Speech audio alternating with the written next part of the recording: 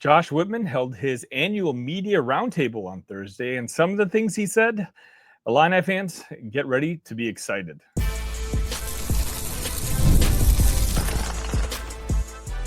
You are Locked On Illini, your daily podcast on the Illinois Fighting Illini. Part of the Locked On Podcast Network, your team every day.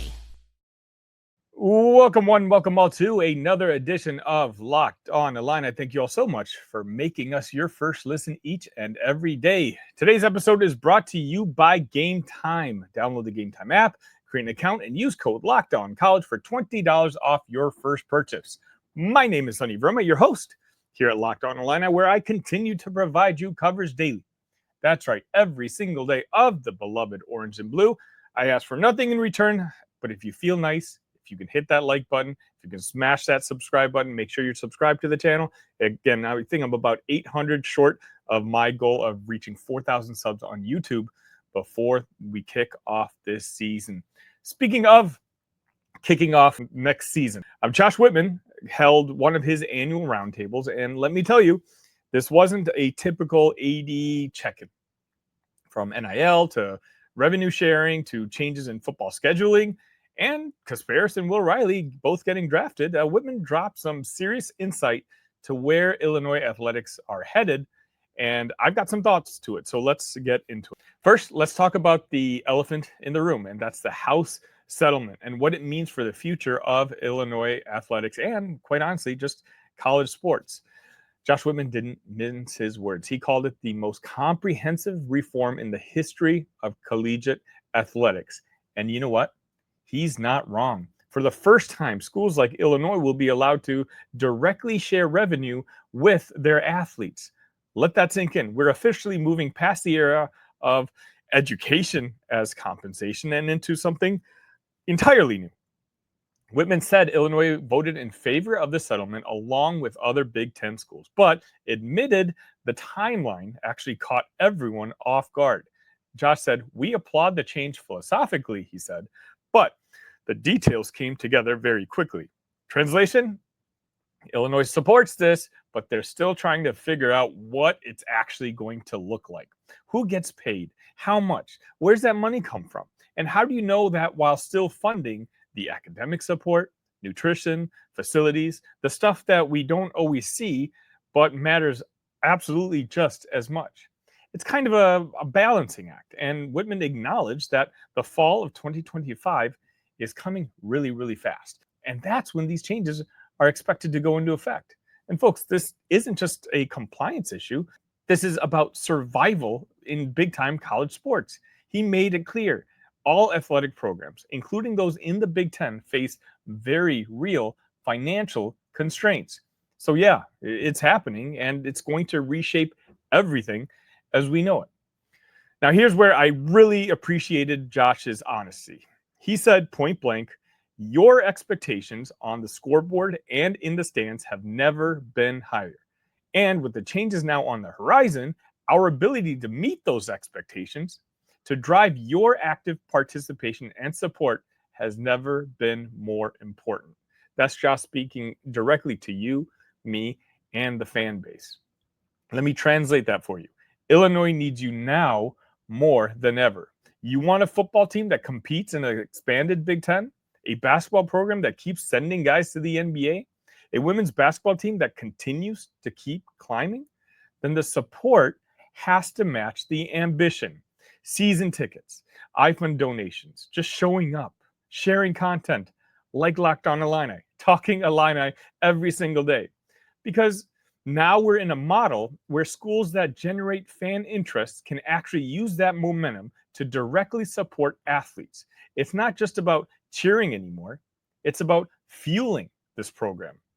Speaking of support, Whitman hinted at something I found very interesting. He previewed what he called an exciting new approach to fan engagement, set to launch actually this summer. He didn't get into too much detail, but it sounds like Illinois has spent the last year studying how to modernize its fan strategy, ticketing, donor management, parking, you name it. And look, we've all had our little frustrations, whether it's mobile ticketing, parking logistics, or just feeling kind of out of the loop. So if they're revamping that, for a better experience for us? Good. Long overdue. He did promise more transparency, more communication, and a better fan experience. And if that leads to more people showing up and getting involved, wins across the board. So let's shift into a little bit more details, in particulistic to football, because there was some absolute pretty good news there.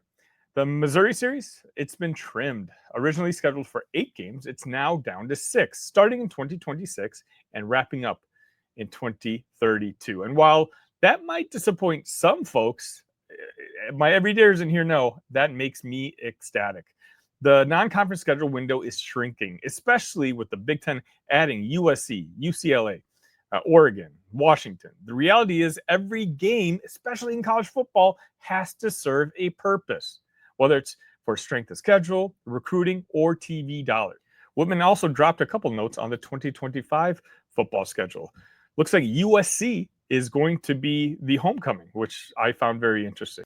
What I do know is Illinois fans are going to be circling that USC and Ohio State combo right now because, I mean, that's a massive opportunity for Brett Bielema's crew to not just make noise, but to really get the attention of the national media. Let's switch over to hoops. Josh Whitman did credit Brad Underwood and his coaching staff for developing players and building that international recruiting network. And he's right. You know, guys like Kasparas, Jakucionis, and who knows, maybe down the line, Merkovich, Petrovic are opening doors. The success of one international player often could lead to 2 or 3 or maybe more. Hopefully it turns into a compounding effect, and Illinois is in a strong position right now. Josh Whitman also touched on the elephant in every locker room these days, the transfer portal. He admitted it's a challenge, but he also said it could be an opportunity. And again, he gave credit to the coaches for adapting quickly, building cultures that keeps guys invested, and filling gaps when and where needed. I'll say this, Illinois has done a better job than most when it comes to the transfer portal. Not perfect, but stable. And that matters because in today's college sports, roster stability is a huge competitive advantage. I will say, one thing I'll always appreciate about Josh Whitman is that he's not an individual who chases headlines. He always seems to be playing the long game. And he emphasized that on Thursday when he was talking about the facilities. There are upgrades coming, but they're going to be done correctly and they're going to be done smartly. Not just shiny buildings for the sake of recruiting and clout, but investments that are going to support performance, health, and academics. Josh made it clear, staying competitive in the Big Ten requires ongoing improvement. But with NIL and revenue sharing now eating into athletic budgets, those upgrades have to be strategic. It's not just about outspending everyone. Quite honestly, it's more about outsmarting them. Whitman reiterated a message that resonated with me: transparency. He said, as has been our tradition with Illinois athletics, we will endeavor to communicate publicly as we have additional information that would be appropriate to share.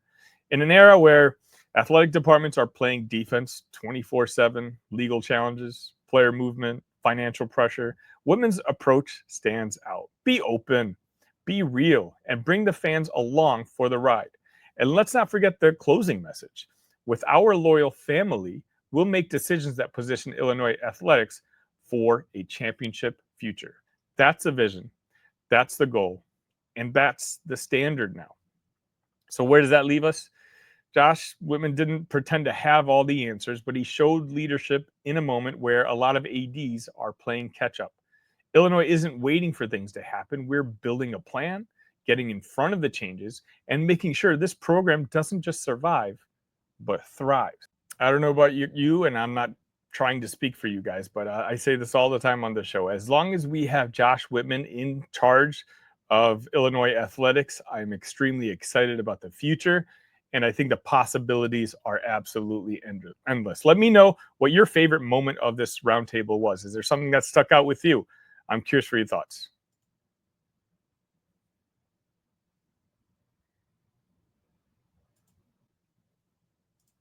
Have you ever decided at the last minute to head to a ball game with friends or family, maybe it's game day and suddenly you realize that you want to be in the stands. That's exactly where Game Time comes in.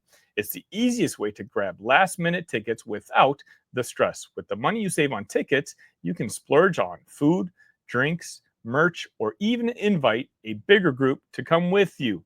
Game Time makes it possible.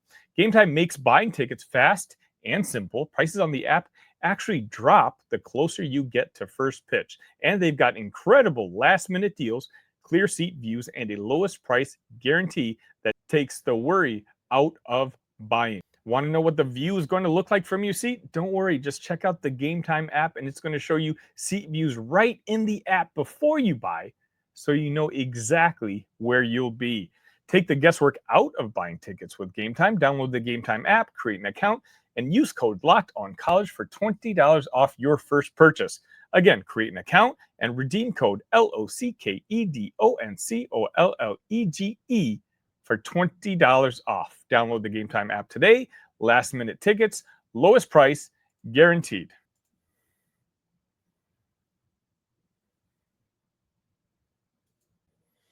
And welcome back.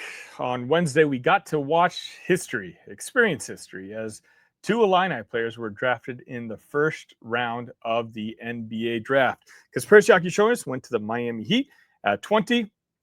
Will Riley was traded to the Washington Wizards at pick number 21. That's right. Illinois players went back-to-back, not just a win for those two players.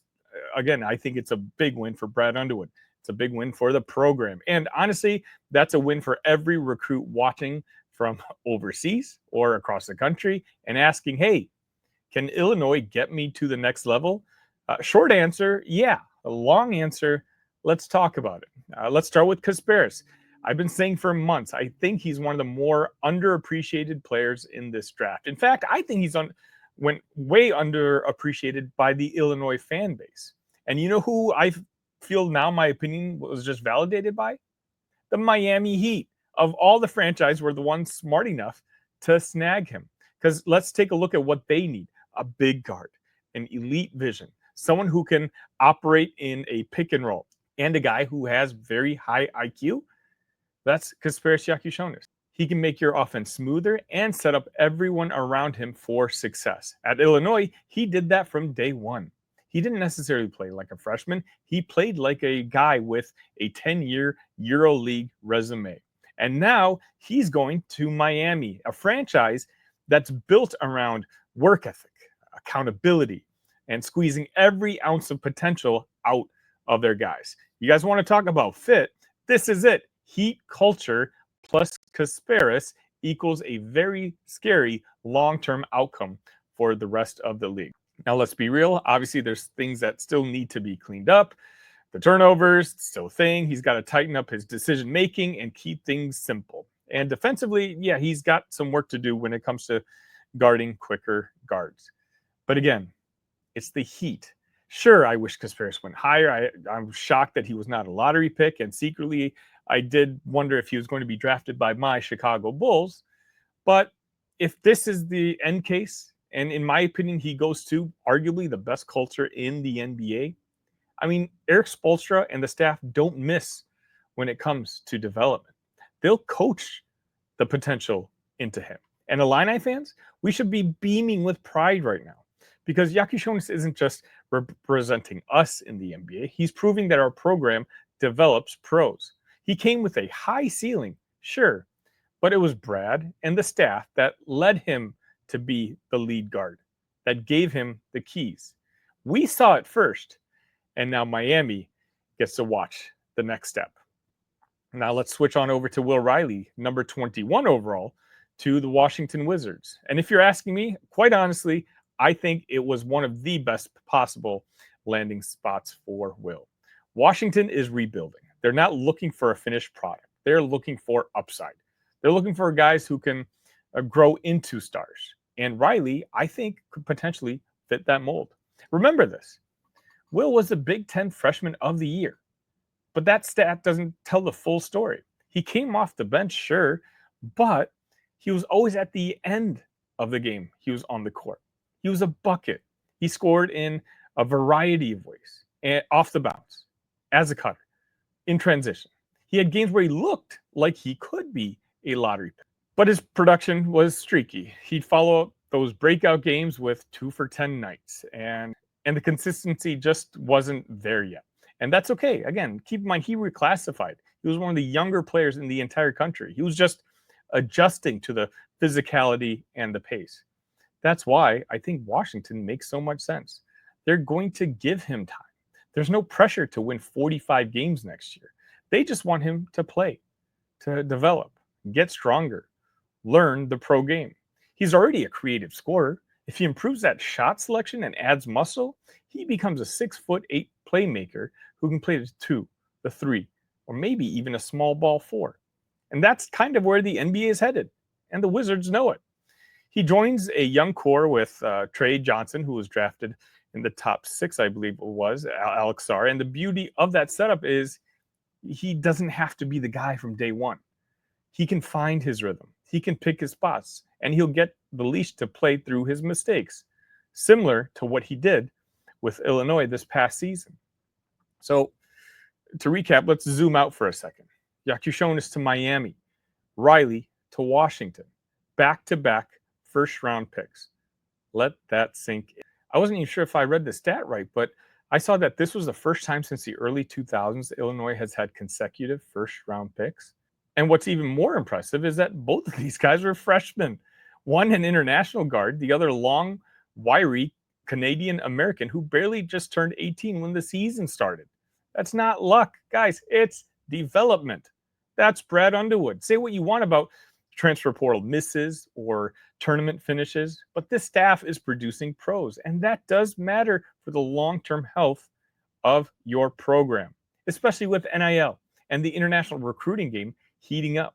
If you're a kid in Europe right now or in the EYBL circuit and you're deciding between Illinois and another high major, you now know this staff isn't just promising NBA development, they're delivering on it. To wrap it all up, I know it's easy to sit back and wonder, what if? What if Jakucionis stayed another year? What if Will Riley came back and became the guy on next year's team? But honestly, that's not the vibe I feel like us Illini fans need to have. This isn't about envy. This is about pride.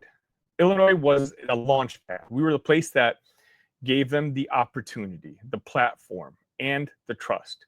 And now we get to watch them thrive on national TV, on bigger stages, carrying the Illini flag every step of the way. So shout out to both of them. Shout out to Brad. Shout out to the family. This is what a high major program is supposed to look like.